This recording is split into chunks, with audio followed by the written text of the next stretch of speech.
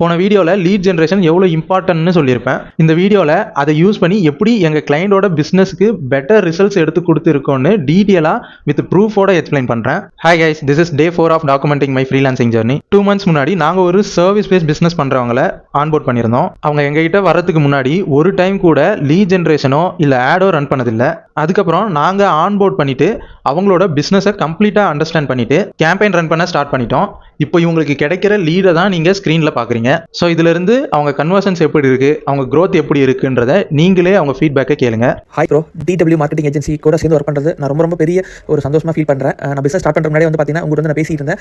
Ad run பண்ணால் போதும் அப்படிங்கிற மாதிரி தான் நான் நினச்சிருந்தேன். பட் உங்களோட உங்கள் டீம் கூட ஒர்க் பண்ணும்போது பார்த்தீங்க அப்படின்னா எவ்வளோ வேலைகள் இருக்குது இதில் அப்படின்னு சொல்லி நான் தெரிஞ்சுக்கிட்டேன். இன்னைக்கு பார்த்தீங்கன்னா ஒரு 4 மாதம் ஆகுது. 4 மாதம் பார்த்தீங்கன்னா என்னோட கம்பெனி ஒரு பெரிய லெவல் க்ரோ ஆயிருக்குது. அதுக்கு முழுக்க காரணம் பார்த்தீங்கன்னா நீங்களும் உங்கள் டீம் மட்டும் தான்.